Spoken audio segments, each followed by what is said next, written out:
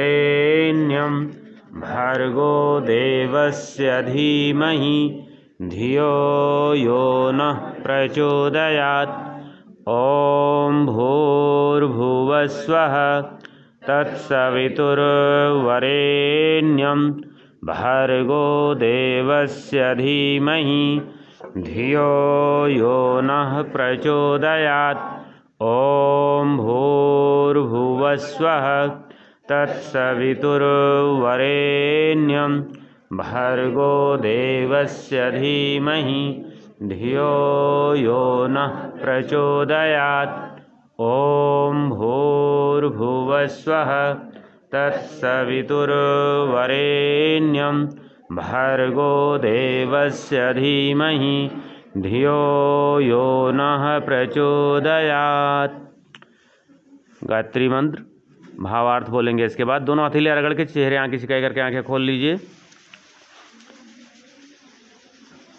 इसके बाद गायत्री मंत्र का हिंदी में अर्थ आगे से हम बोल रहे हैं, पीछे से दूर आइए।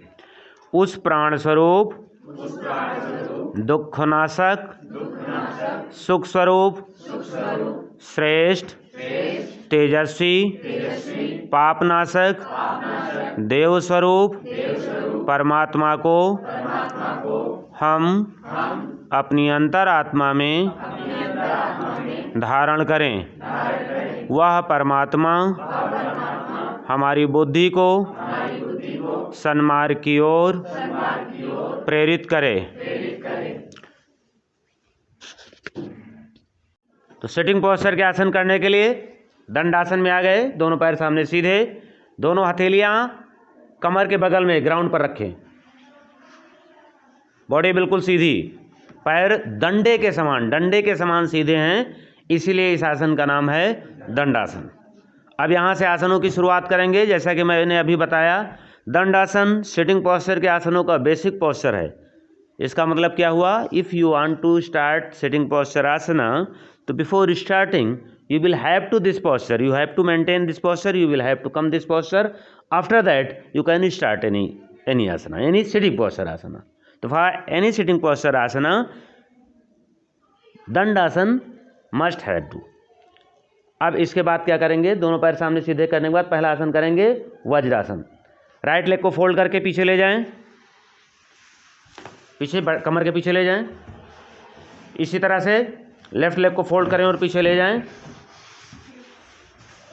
कमर गर्दन सीधी करके बैठ गए। पीछे से दोनों हील्स बाहर की ओर रहेंगी, हील्स को बाहर करके, और उसी के ऊपर बैठना है। पीठ बिल्कुल सीधी रहेगी। ये दंडासन, सॉरी वज्रासन। वज्रासन आसनों के समूह का इकलौता आसन है जो कुछ इनटेक करने के बाद किया जाता है। घुटने का गैप खत्म करिए, घुटने फैला के मत बैठिए, जॉइंट योर नीज, कमर सीधी, दोनों हथेलियां घुटने के ऊपर। तो वज्रासन इकलौता आसन है जो कुछ इनटेक करने के बाद, कुछ खाने के बाद, चाहे दोपहर का खाना हो या रात का डिनर हो या फिर ब्रेकफास्ट हो, किसी भी कुछ मील्स के बाद इसको किया जा सकता है या करना चाहिए, क्योंकि इस अवस्था में हमारे पाचन अंग बेसिकली आमाशय प्रॉपर काम करने लगता है, इसको ब्लड सर्कुलेशन अच्छे से मिलता है। दूसरा, वज्राह नाड़ी इस आसन के प्रभाव से प्रभावित होती है। इस आसन को करते समय वज्राह नाड़ी प्रभावित होती है, इसलिए इस आसन का नाम वज्रासन है। अब इसके बाद अगला आसन करेंगे पद्मासन। पुनः वापस उसी तरह से वापस आएं दंडासन में, ऐसे ऐसे कर लेते। अब दाहिने पैर को फोल्ड करके बाईं थाई पर रखें, थाई के ऊपर, और बाएं पैर को फोल्ड करके दाहिनी थाई पर रखें। चेक कर लीजिए, आपका बायां पैर ऊपर होगा और दाहिना पैर नीचे। तो जो भी पैर ऊपर होगा दूसरी बार में उस पैर को बदल लेंगे। अब दोनों हाथ ज्ञान मुद्रा में करिए।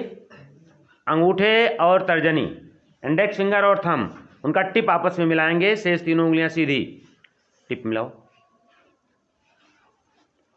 तो यह है वज्रासन। अगर किसी के दोनों पैर ऊपर नहीं चढ़ते हैं तो आप एक पैर ऊपर और एक नीचे करके अर्ध पद्मासन कर सकते हैं।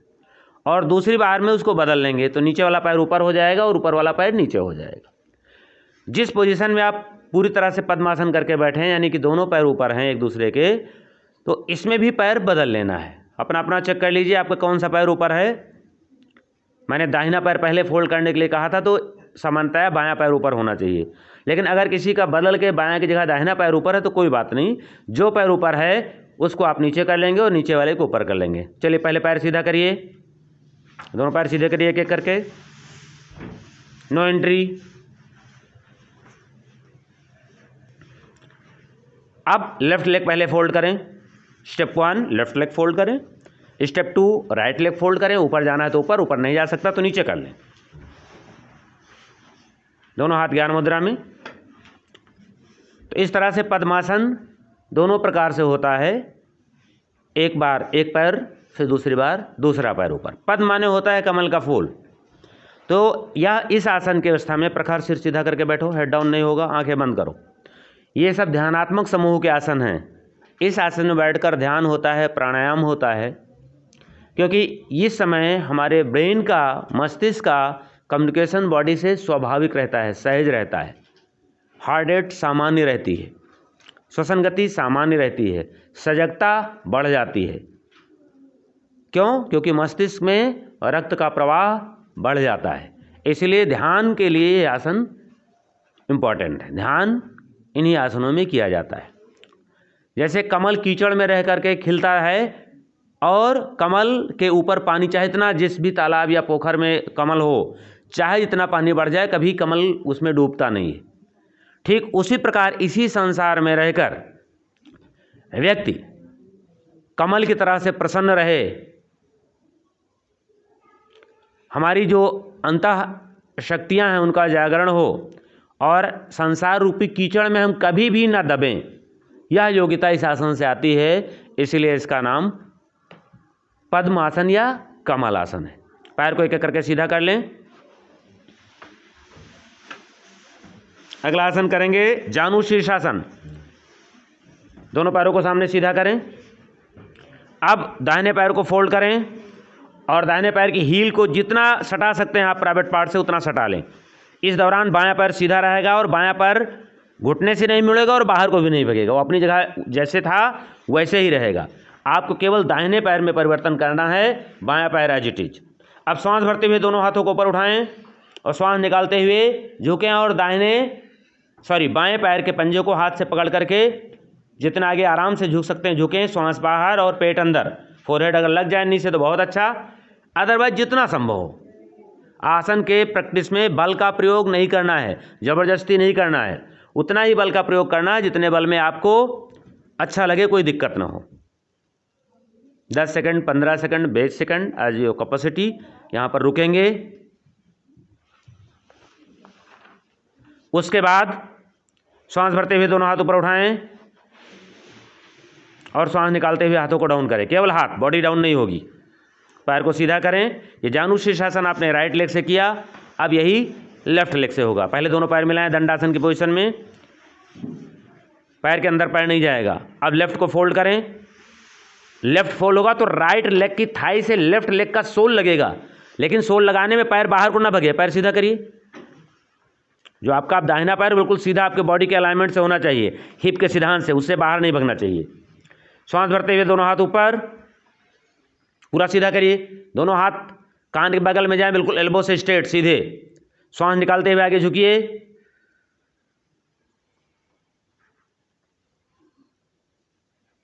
और जितनी देर रुक सकते हैं रुकें।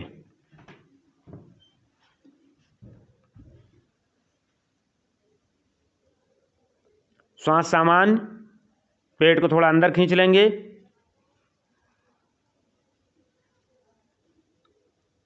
अब श्वास भरते हुए दोनों हाथ ऊपर उठाएं। श्वास निकालते हुए केवल हाथों को डाउन करें, बॉडी सीधी, दोनों पैर सीधा कर लें। तो ये जानु शीर्षासन एक राउंड हुआ।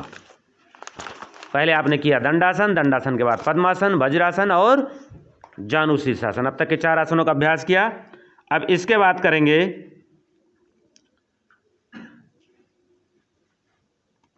सुप्त वज्रासन। वज्रासन में बैठें,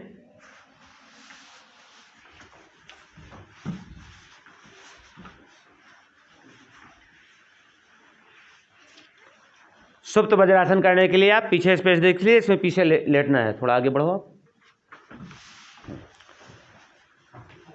अब एल्बो का सहारा लेकर के पीछे लेट जाइए। एल्बो का सहारा लीजिए धीरे धीरे करके और लेट जाइए। थोड़ा हल्का सा हील में गैप करो, ऐसे बॉडी थोड़ी टंगी रहेगी। हील में गैप करो, बैठ के करो, बैठ के। पीठ के बल लेट जाएं और थोड़ी देर ऐसे रेस्ट करें। बहुत ही आरामदायक स्थिति है सुप्त वज्रासन। बैठ के जब आप बैठे थे तो वज्रासन था, पीठ के बल लेट गए तो सुप्त वज्रासन।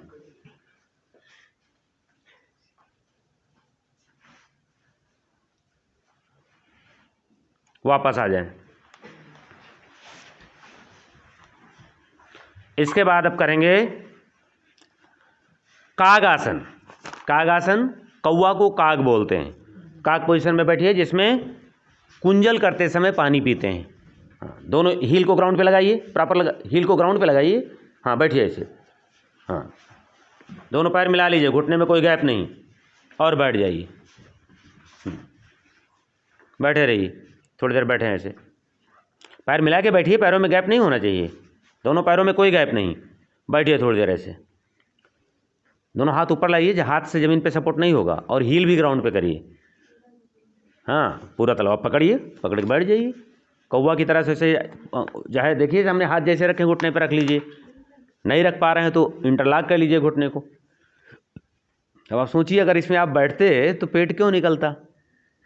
जो बैठते रहेंगे पेट नहीं निकलेगा, पैर मजबूत रहेंगे, पैर की नर्व्स मजबूत रहेंगी। और कभी बैठे नहीं तो बैठ ही नहीं पा रहे हैं, लग रहा उल्टे जा रहे हैं। पहले मालूम ऐसे बैठ के खाना खाना होता था, हम लोग इसी में भोजन करते थे अपने बचपन में। अभी तो बैठना मुश्किल हो रहा है, तो पेट ही नहीं भरेगा अगर खाना हो इसमें। तो देखिए बैठ गई तो कोशिश करिए ना। चलो पैर सीधा करो। तो ये आपने किया कागासन का अभ्यास।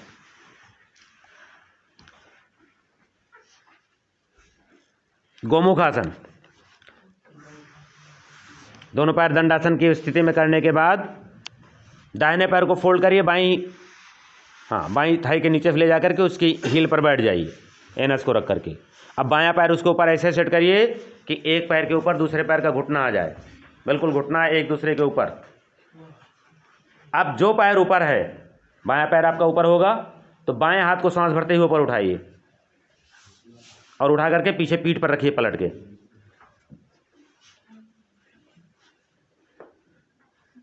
ये बायां हाथ है आपका ऊपर, तो बायां हाथ ऊपर करके पीठ पर रखो ना। जो पैर ऊपर वही हाथ ऊपर, चेक कर लीजिएगा अपना अपना। जो पैर ऊपर वही हाथ ऊपर, जो पैर नीचे वही हाथ नीचे। पीछे इंटरलॉक करिए, जरा पीछे घूम के दिखाइए, अपना अपना चेक करिए। जो हाथ ऊपर है जो वही पैर ऊपर होना चाहिए। आप कैसे कर रही हैं संजना, इनको सही कराओ। मैंने कहा घूम के पीछे दिखा दो इंटरलॉक करके।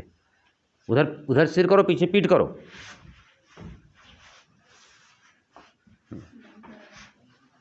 ये देखिए हाथ कैसे पीछे इंटरलॉक होते हैं, ऐसे इंटरलॉक करना है। ये अगर इंटरलॉक नहीं हो रहा तो कोई बात नहीं, जितना क्लोज हो सकता है उतना क्लोज करो, ज़बरदस्ती नहीं करना है। दूसरे से पकड़ के ना कराइएगा, नहीं पकड़ के खींच देंगे तो कंधा खिंच जाएगा। अपने आप जितना आप कर सकते हो करो।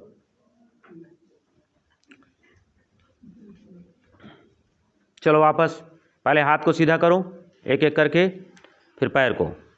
और इसकी प्रॉपर टेक्निक है तो ज्ञान संचय पे एक एक करके गोमुख आसन कैसे करें, भुजंग आसन कैसे करें, पद्म आसन कैसे करें, एक एक के वीडियो अपलोड हो रहे हैं, वहाँ पे जा करके आप सर्च करके देख लो, ठीक है ना। प्रैक्टिकल क्लास के नाम से हैं, जो प्रैक्टिकल क्लास के नाम से ज्ञान संचय पर है योगा प्रैक्टिकल, उसमें आपको वीडियोज मिल जाएंगे। गोमुख आसन उसमें पढ़ चुका है, भुजंग आसन पढ़ चुका है, पवन मुक्त आसन पढ़ चुका है। तो वहाँ एक एक आसन को बहुत अच्छे से डिस्क्राइब किया गया है और एक ही एक आसन है एक वीडियो में बस। तो ये आपने किया गोमुख आसन, पैर बदल के अब कर लीजिए। पहले दाहिना पैर किया था, बायां पैर पहले फोल्ड करिए, दाहिने पैर के नीचे ले जाइए और बाएं पैर के हील्स पर एनएच को रख करके बैठिए। अब आपका दाहिना पैर ऊपर हो गया। अब दाहिना हाथ ऊपर, दाहिना पैर ऊपर तो दाहिना हाथ ऊपर, और उसके बाद फिर बायां हाथ नीचे से जाएगा और इंटरलॉक करके बैठिए। सिर को सीधा करिए, सिर को सीधा करिए और बैठिए। यहाँ पर गहरी श्वास प्रश्वास लेते हैं। गोमुख आसन मुख्य रूप से लंग्स को प्रभावित करता है, लंग्स की कार्य क्षमता को बढ़ाता है, कंधों को मजबूत करता है। स्पॉन्डिलाइटिस बेसिकली सर्वाइकल स्पॉन्डिलाइटिस के लिए उपयोगी है। और मेल्स में होने वाली जो बीमारियां है, प्रोस्टेट ग्लैंड की वृद्धि और उस ग्रंथ की वृद्धि, ये सीनियर सिटीजन्स को ज़्यादातर हो जाता है 50-60 साल की उम्र के बाद। तो इन बीमारियों में इससे राहत मिलती है। अस्थमा के पेशेंट को इससे राहत मिलती है। तो ये कुछ प्रमुख बीमारियां थी जिसमें ये बहुत उपयोगी है गोमुख आसन का अभ्यास। वापस आ जाइए। पहले श्वास भरते हुए हाथ उठाते हैं, श्वास निकालते हुए हाथ डाउन करते हैं, फिर दूसरा, फिर पैरों को सीधा करते हैं।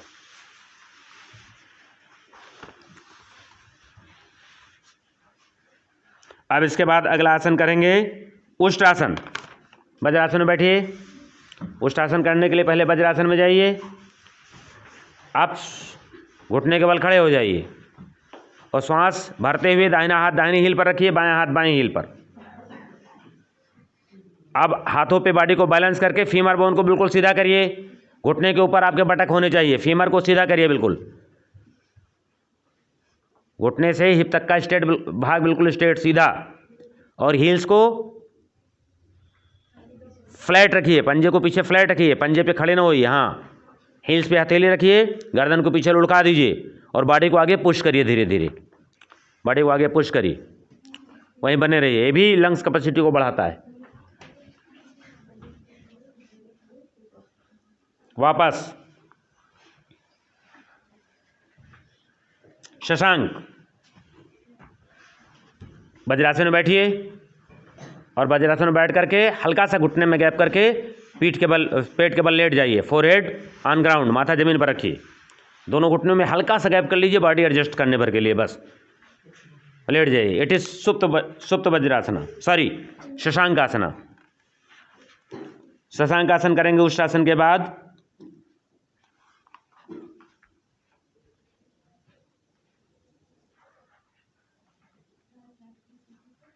अब बैठ जाएं, वज्रासन में बैठें। पश्चिमोत्तानासन, दोनों पैर सामने सीधे करें।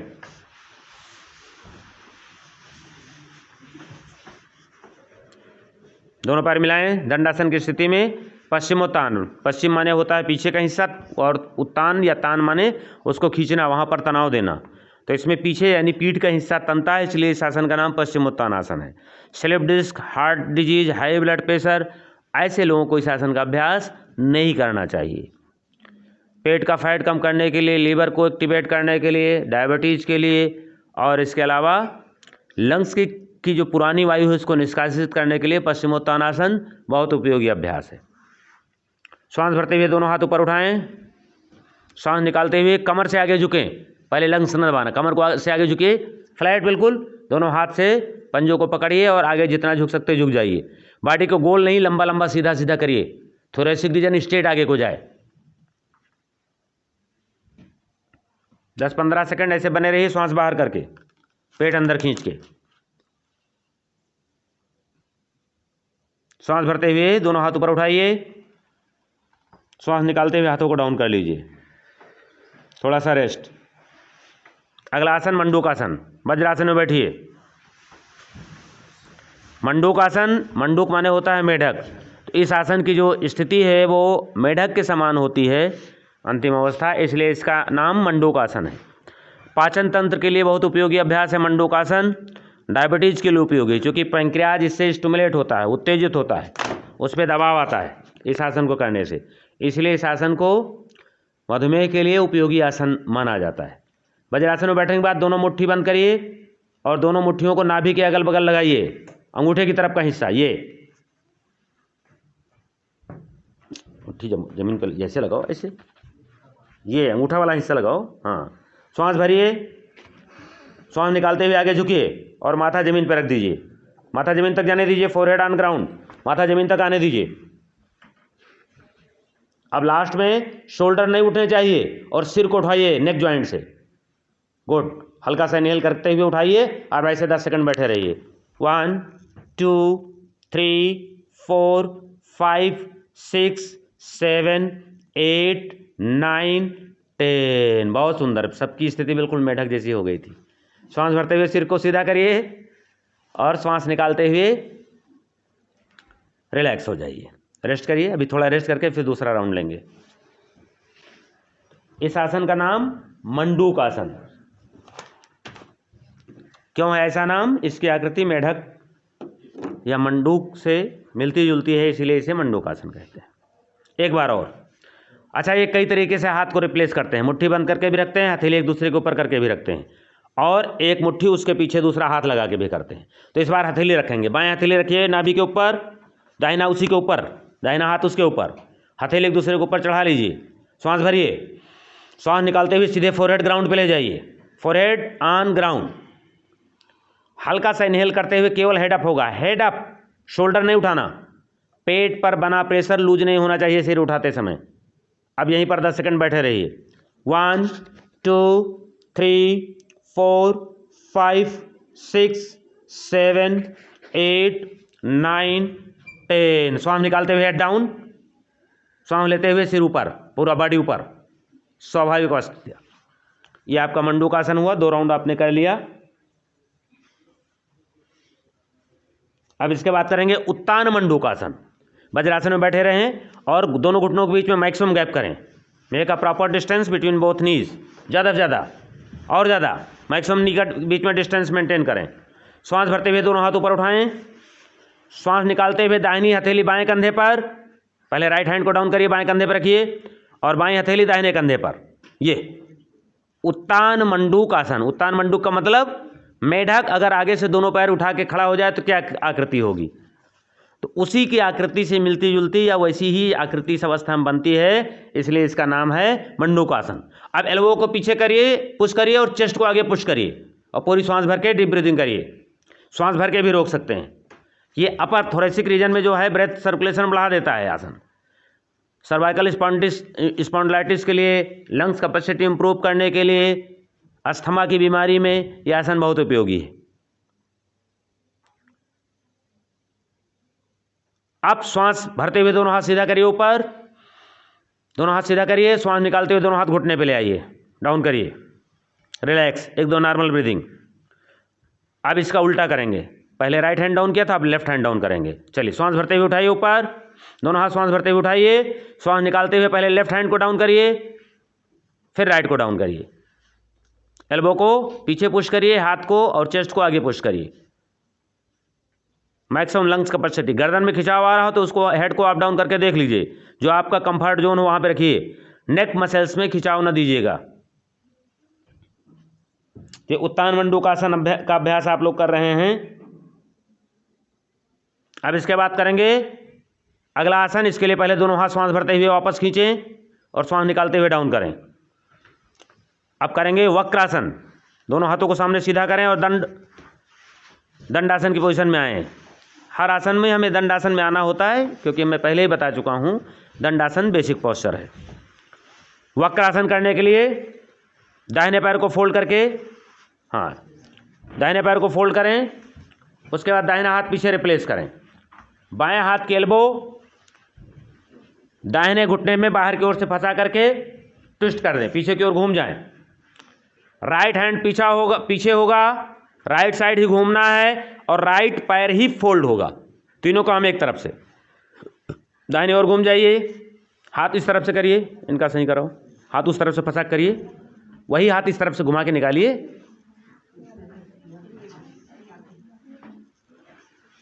बैठिए, 10 सेकंड बैठिए, पीछे बिल्कुल घूम के देखिए, पीहू का सही करो।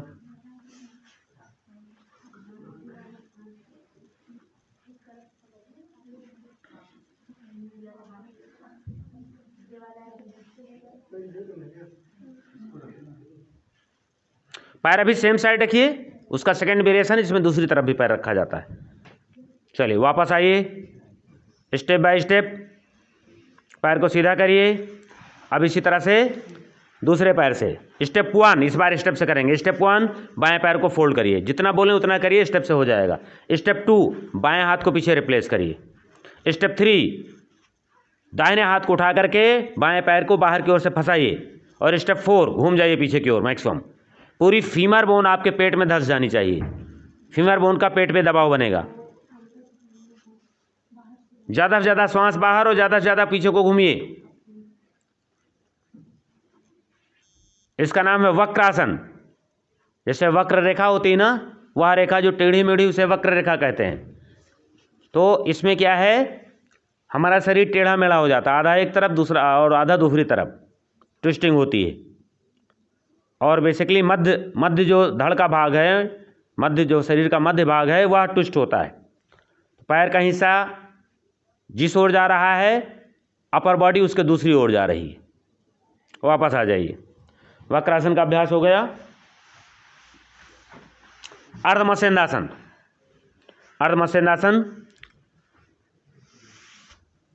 बाएं पैर को फोल्ड करके दाहिने पैर के हिप के नीचे ले जाइए।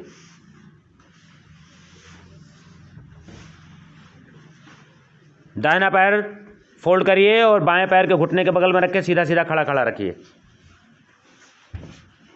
अब बाईं एल्बो को दाहिने घुटने के पे बाहर की ओर से फंसाइए और फंसा करके उसके पंजे के बगल में लाइए। अब बाएं हाथ को फंसाने के बाद दाहिने हाथ को कमर में लपेट लीजिए, और जो कमर में लपेट के न बैठ पाएँ तो पीछे ज़मीन पे हाथ रख के सपोर्ट भी ले सकते हैं और बैठ जाइए वक्रासन। ये अर्धमत्स्येंद्रासन है। ये जो थर्ड ईयर के बच्चे हैं जरा करेक्शन करा दे जहाँ गलती दिखाई पड़े, उठ करके।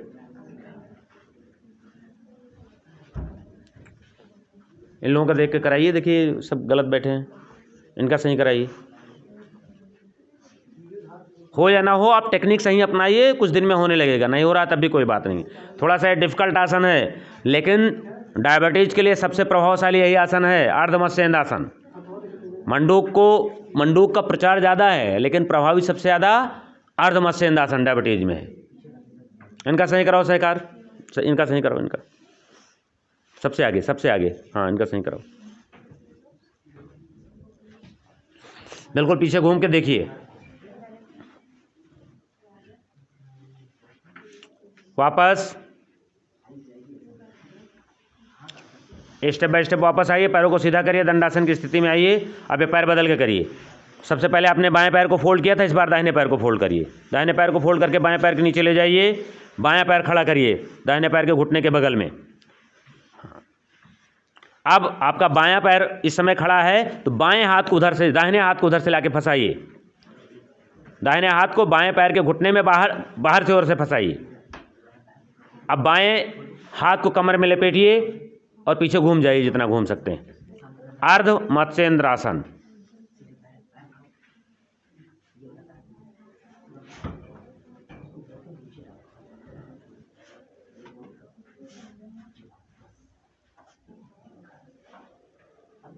वापस लास्ट आसन सिंहासन करेंगे। सिटिंग पोस्चर के आपके आसन हो गए, एक दो आसन छूटे होंगे बस, बाकी सिटिंग पोस्चर का जितना आपके सिलेबस में है वो कराया गया। लास्ट आसन ये करेंगे, इट इज सिंहासन। पद्मासन में आ जाइए सब लोग, जहाँ शुरू किया था। पद्मासन में एक बात, घुटने के बल खड़े हो जाइए, खड़े घुटने के बल, ये दोनों हथेली जमीन पर रखिए। हथेली जमीन पर रखो, दोनों हाथ की पंजा, हथेली की उंगलियां अंदर की ओर करो। ये सब लोग देखिए जैसे कर रहे हैं। आप कमर को नीचे धसाओ, इसको नीचे धसाओ और सिर को ऊपर उठाओ। मुंह खोलो, जिह्वा बाहर करो, ज़्यादा से ज़्यादा जिह्वा, आवाज़ करो, थोड़ा दहाड़ो।